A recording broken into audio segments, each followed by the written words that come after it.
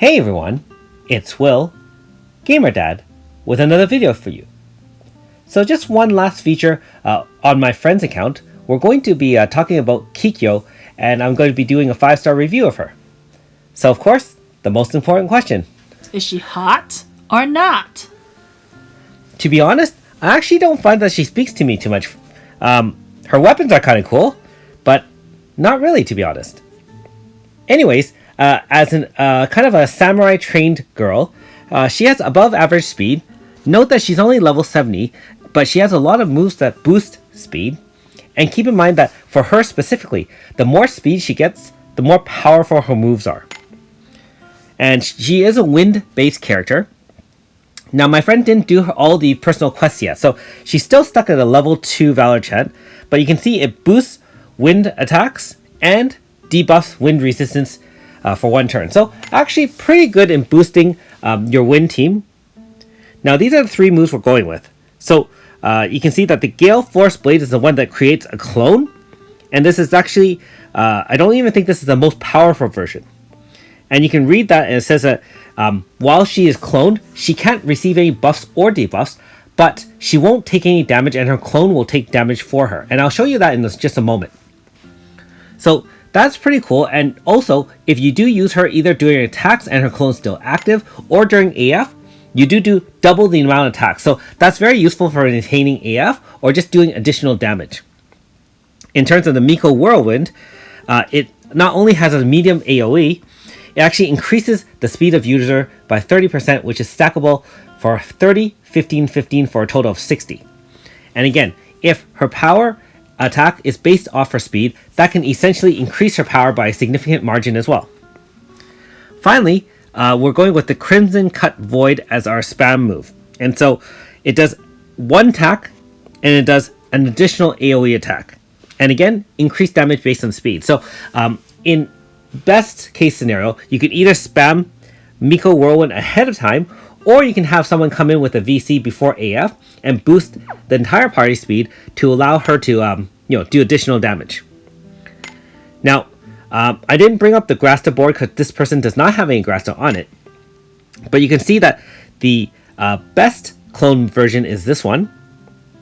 And it just means that everything else is an XL version attack. And of course, the Crimson Cut Void is the other 5-star move. And I'll just bring up the rest of the boards.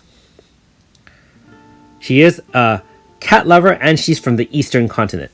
Note that she's not a katana user. She is an axe to base samurai trained person, which is a little bit different as well. So let's take her out for a spin. Now, if you haven't already, make sure you like and subscribe to my channel. I really appreciate it. Also, I do have a Patreon account for those who want to support me that way. So the best thing about her is that she does have an AoE, and you can see that the clone took the hit for her right there, and it shows as a miss. So if you do have enough MP, you can actually infinitely maintain her to not get hit. And that can be very, very useful against certain bosses. Especially, there is one in Eastern Continent Part 2, where the boss can do on turn 5 rotation, 99999 damage, and you can let her tank the hit, and if she has a clone active, then she won't die. So one alternate strategy for her against tough bosses. If you can incorporate her, it's almost like using the 4-star Galliard jumping into the air, except that she'll still be in play. Now I'll show you the limitations to her clone move as well. So you can see that I did clone, and the first turn it didn't get hit. Now note that the second turn, the clone can only take 1 hit. So if there's a double move, like a double crush, the second hit will indeed hit her, and then she'll die. So keep that in mind as well. Now in another example here, we're going to unfortunately make the gnome the target of our practice. So I do apologize to you, gnome. It's unfortunate. In this case, we're going to use a full wing team. Keep in mind that we don't have a lot of Grasta on this team, being that my friend's account isn't fully Grasta up. At the end of the day, if you have every character, you probably don't need as much Grasta as someone who's free to play and has to grind it out like myself.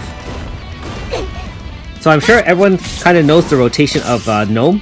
First turn, if you use Sylph's Feather, you'll float above the ground so the Earthquake won't do any damage to you. And we can easily do a turn 2 AoE, which we will.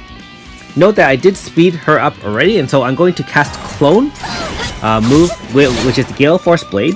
And note that for the remainder of the attack, she does do 2 hits followed by 2 hits because it is a single slash and then an AoE slash. So she essentially generates 4 hits during each move during AF. So actually pretty decent. And again, if you had boosted her speed more significantly and have everything unlocked on her 5-star board, I'm sure she can deal comparable damage to a lot of the other 5-star characters you have on your team. And absolutely no problem with Kikyo and our Wind DPS team. Stop flexing, Dad.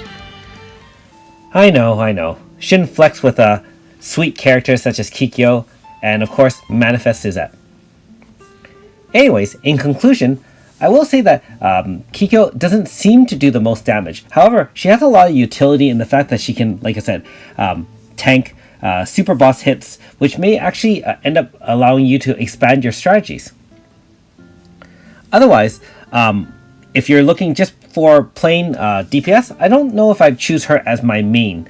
And besides, with upcoming banners, there are a lot of different zone characters and other OP characters as well. So in conclusion, I would say, if you feel like it, if she's your waifu, go for it. Otherwise, not bad to pass. Thanks for watching. We'll see you next time.